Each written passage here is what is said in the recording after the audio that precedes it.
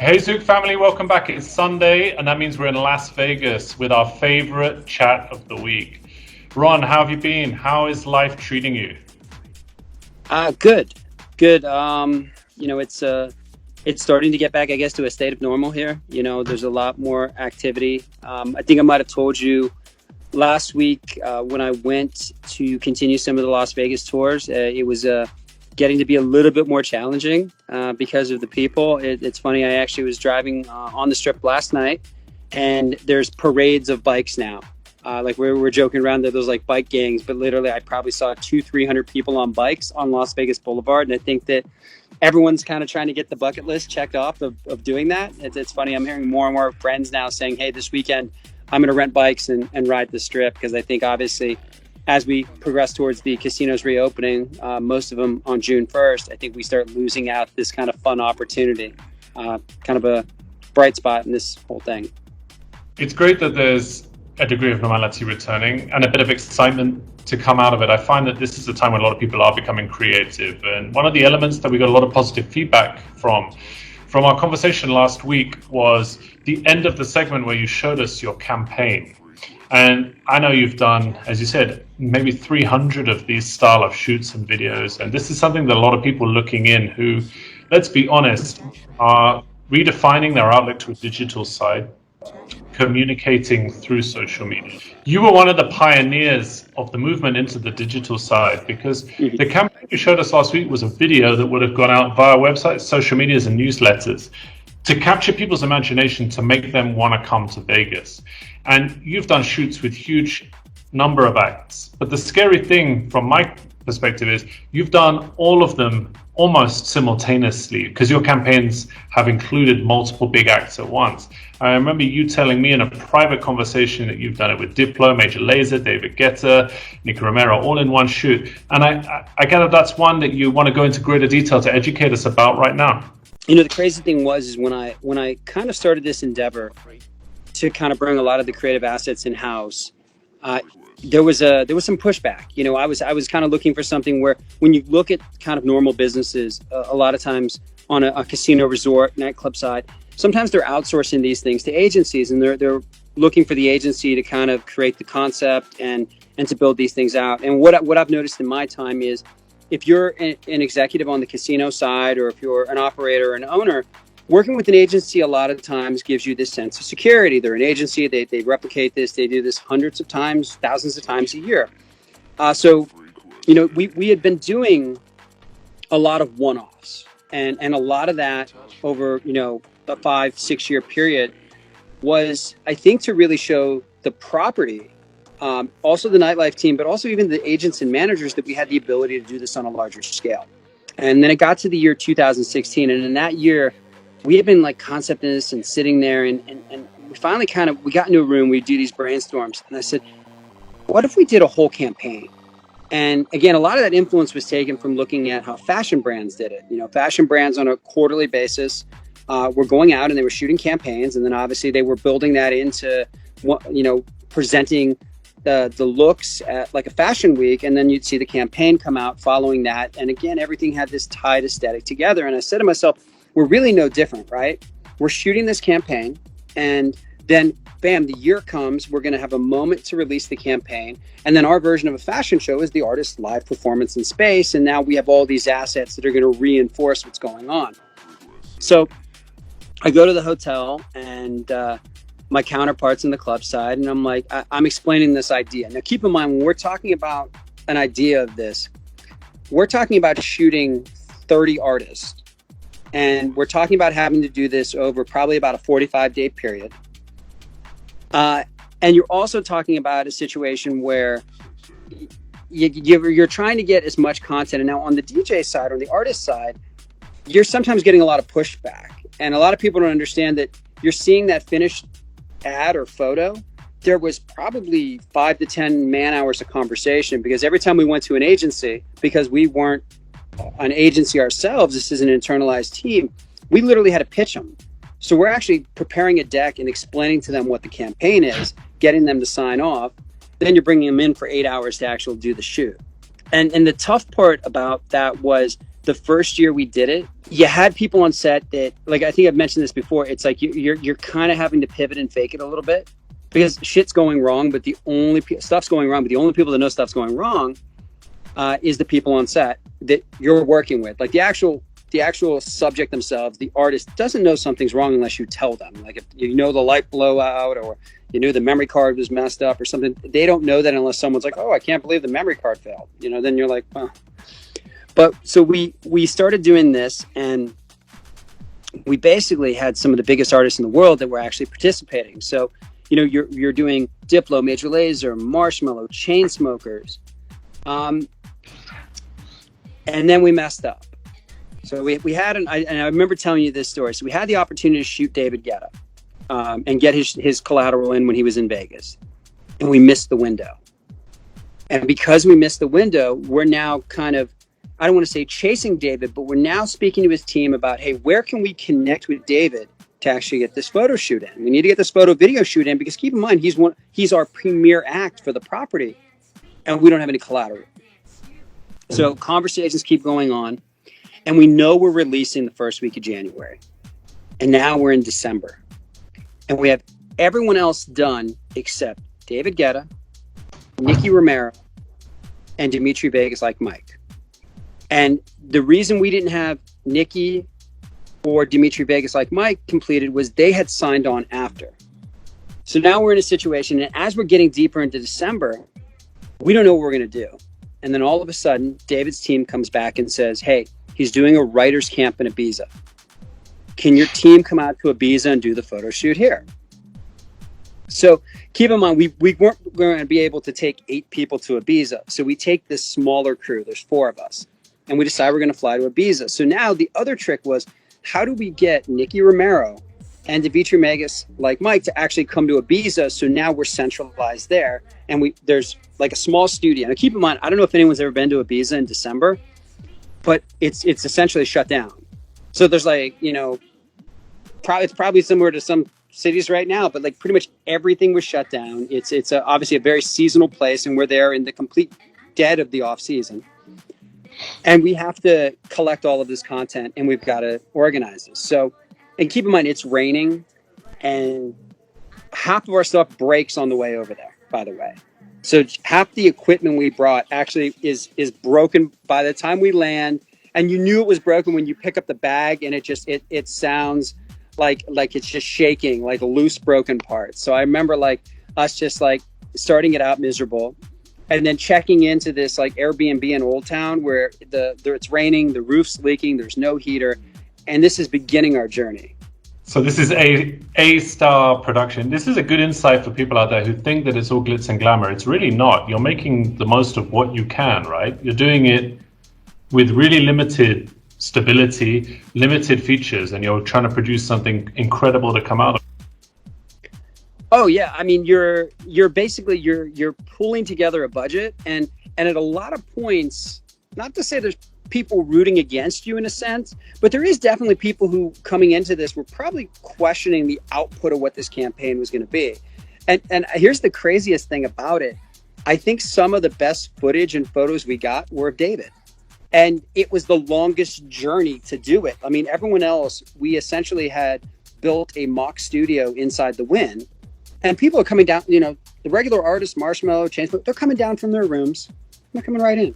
And I've got the award-winning salon at the Wynn is there doing hair and makeup. And I've got stylist over here. I've got all of these resources right there on hand. And the best footage we got is when I remember, I think I was like sleeping on the floor. I remember we weren't allowed to have the taxi pick us up at the actual place. So we had to carry everything down. They had like this restriction in Old Town where cars couldn't go up during certain hours. So we essentially had all these variables stacked against us.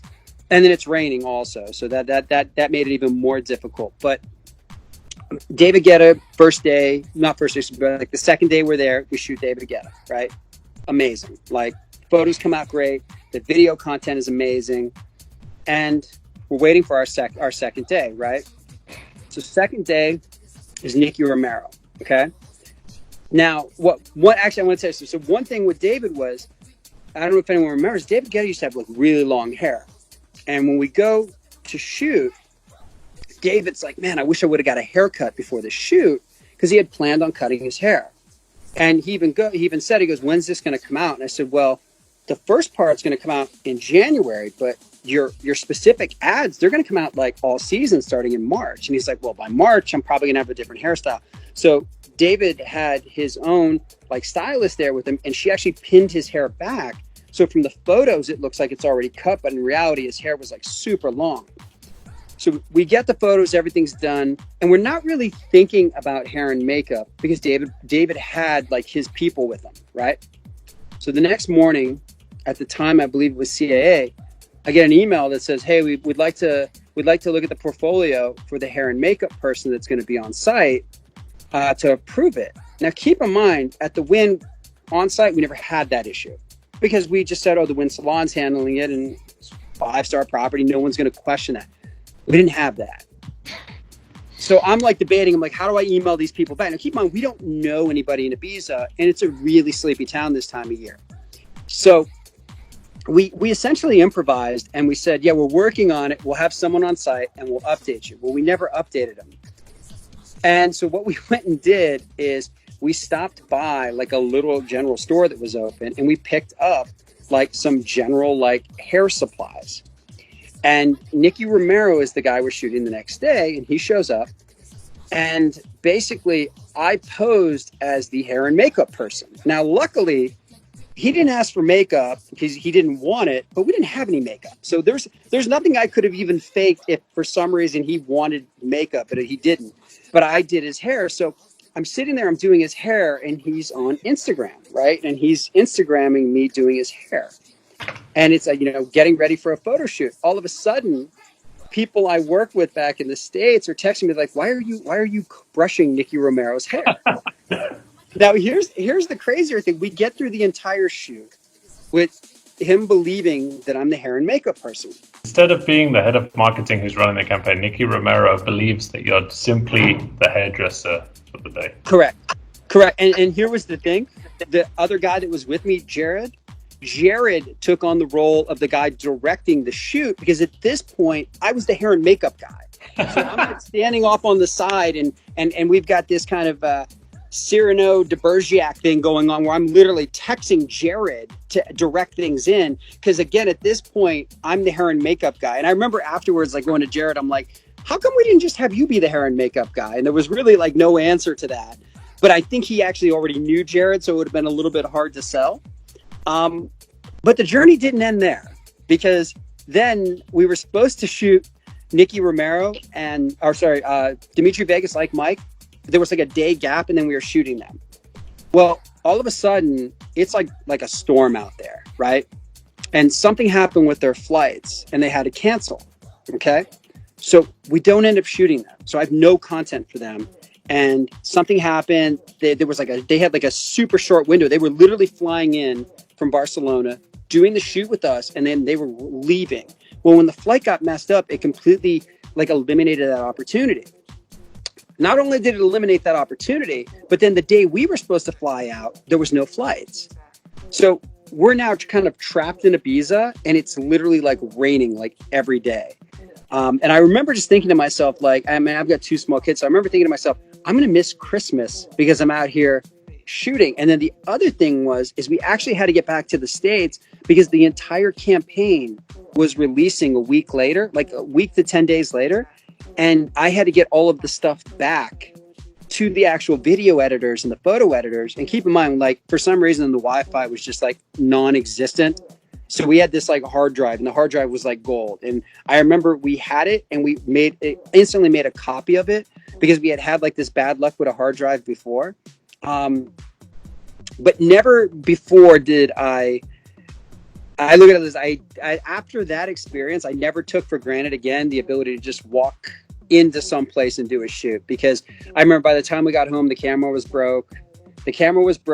Most of the lights didn't make it back. Like basically 90% of the stuff we took there was completely destroyed. And then the funniest thing about this was when we got to Ibiza and we used this studio that they had there, the guy actually had everything we needed. And if we would have called ahead, we wouldn't even have had to take any of the stuff. So that was like one of those fun things of sometimes it's better to maybe overly ask questions in the preparation. But that was definitely probably one of the more fun adventures. But I do remember one of the most gratifying moments was when we released the campaign. And what we would do is we'd release it for the staff first. So we would do it New Year's Eve weekend, and we would do it on the Friday, and we invite all the casino executives to come in and watch it, and we'd set it up like a movie room inside of Excess. That to me was probably one of the most gratifying things, because you're sitting there and you're showing the content and you're showing the video and you're watching people's reactions. And again, no matter what you put up with, and again, this is like literally like 6 days before, I'm sitting in Ibiza, and now I'm sitting here and I'm watching the final product, and you're seeing people excited.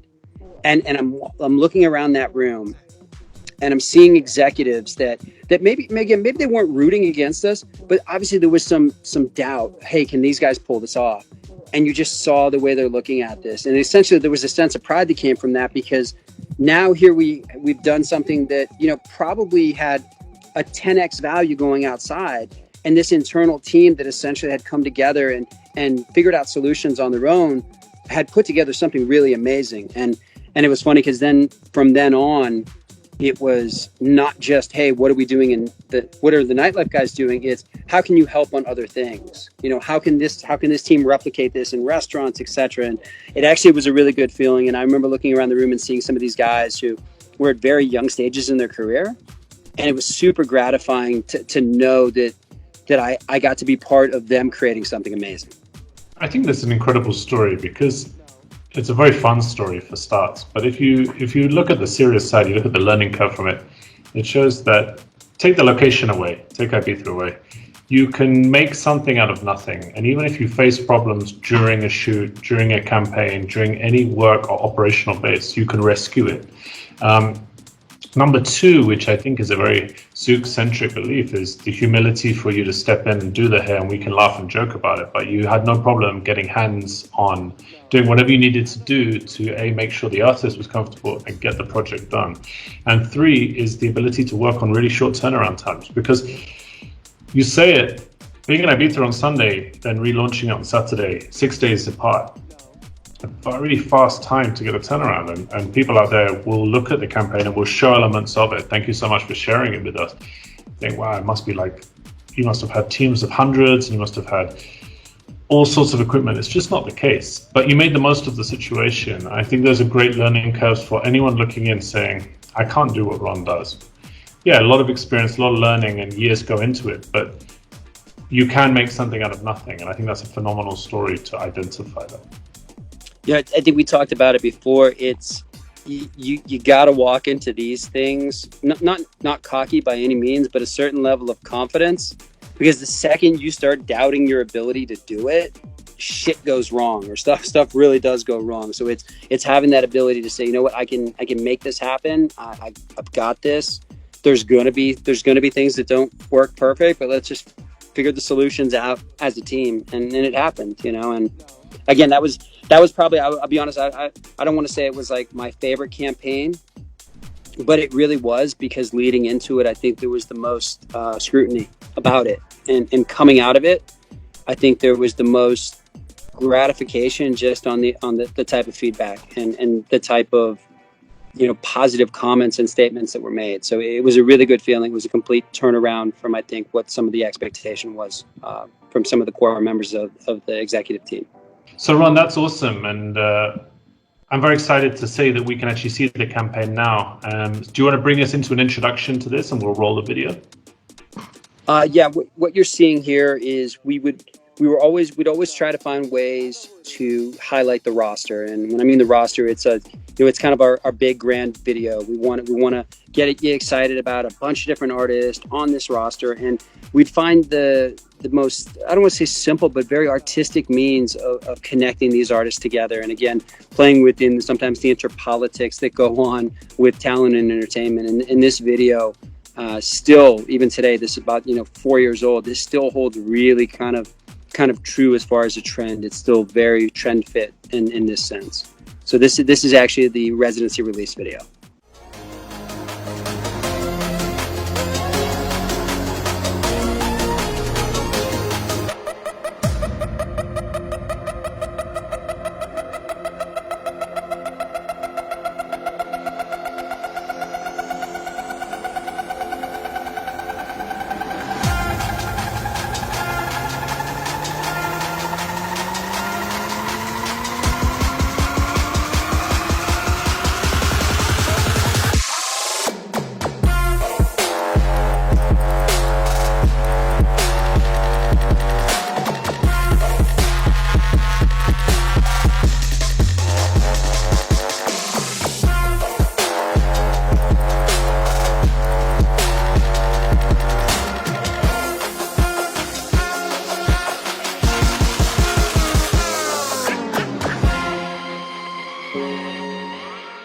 The campaign was amazing.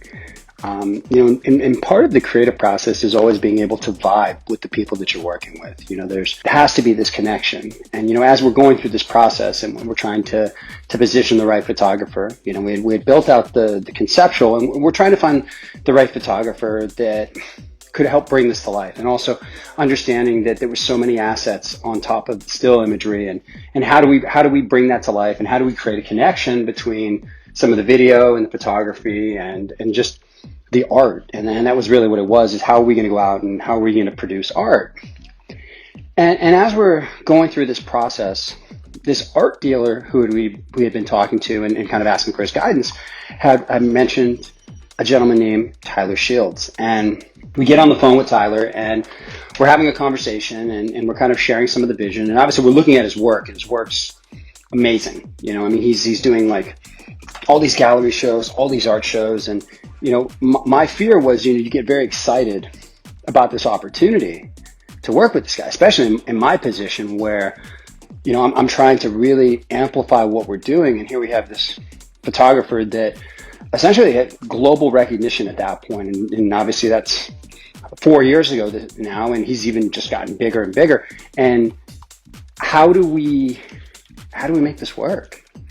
My fear was I'm going to get excited and we're not going to be able to pull this together, or he was going to feel it was too commercialized, or, there was going to be maybe something that kind of pulled him away from the project. So we set up a meeting in Vegas and he shows up and have the meeting in a very traditional office setting. And the meeting goes okay. Wasn't great. I remember we're sitting there, and again, it was almost a continuation of the phone call, and we're just trying to understand it and get to a good position. And all of a sudden we break away from the meeting. We go to dinner, and I remember, we're at the Wynn, and we got all these great restaurants, and I remember asking him what he's in the mood for. And he goes, "I'd love to get pizza." I'm like, "Really?" He's like, "Yeah, love to try some of the best pizza in Vegas." So I remember I take him to this place called Joe's, and really amazing pizza. And I remember the group got smaller now. So now instead of it being kind of all the corporate people from the Wynn there and the corporate nightlife and everything, it's a smaller group now. It's like a real small creative group, and we go and we get pizza. And then we end up just hanging out the rest of the night and dissecting and talking and looking at inspirations and, telling stories and really just, it was crazy, but we formed this like amazing connection with him. And then obviously at that point, Tyler then makes a decision that, he's going to dedicate pretty much 3 months of his life to this campaign. And I remember he moved out to Vegas. We got him set up with a house, and day in, day out then for a 3-month period and 30 plus shoots, we're going through and doing these campaigns. And I remember, again, we missed that opportunity to get the Guetta content when he was in Vegas. So all of a sudden, again, when we talk about Ibiza, Tyler's on this Ibiza journey and part of the Ibiza journey with us. And, that was also amazing, was to be able to, again, be part of this kind of trip and journey together. And not just kind of, I would say, from a creative journey, but it was really a physical journey to go out and do these things. That's pretty special, Ron. Those are some heavyweight names, and not everyone gets an opportunity to work with those people across their whole career, and you're doing it for one season. And I think that's something that I want to deep dive into next week is how do you choose who to book, where to slot them in, and how to run a campaign of a season? Because how you do it and how we do it will be very different based on who we're attracting. But we're both resorts, so I'm sure there's a lot we can learn here. You've been keeping us up to date continually on Tuesdays with the DJs that you've been interviewing and the mixes we've been getting. Everyone's been loving them. It was great to meet Andrea. Sylvan also. Who have you got coming up? Connor Burns is coming up. Connor actually has a really interesting story. I've actually known Connor since he was really young. And, Connor actually was, had some opportunities to go play actually baseball in college, Division I baseball, and always had a love of music, always loved watching live entertainment, went to a lot of live performance shows, and was really into music and producing and pivoted at a point in his life where, again, he's relatively young. He's only been in the music side for about 2 years, but literally made the decision, hey, I'm gonna walk away from these opportunities in baseball, and I'm gonna go this direction. And actually, he's been doing really, really well. He's already gone on a couple tours, and it's like I look at guys like him right now, and even talking to him, when you see in the interview, he's working on music a lot, which is great. It's one of those things where I feel for him, because he had gotten off a tour a couple years ago, was planning on going on tour now, which I think would have been great for his kind of growth of career, and then everything happened. But when you see the interview, super positive. And the other thing is too, he was diagnosed with an audio deficiency when he was younger, and he's not let that kind of get in the way of his love of music and producing. So really, really inspiring. And the thing is too, he's got a lot of great energy and a lot of great confidence. So he's one that I was really excited about doing the interview with. And his set, wait till you see the backdrop on his set. You see these beautiful mountains and everything behind him. So a really, really great guy. And the thing is, I think he's someone that we'll probably see do some shows in Vegas once things pick back up. So really excited for Connor. Fantastic to hear that someone can face a disability of some sort and then progress through, especially an audio deficiency, bearing in mind that you're so reliant upon that to register sound. So very excited to hear his story. Very excited to see the backdrop as well. But Ron, thank you again. I really look forward to these Sundays. Stay safe, look after your family, and we look forward to catching up next week and learning more about the campaign trail, if you will, that leads to the build up to these artists. Sounds great, man. Thanks again. Take care, Ron.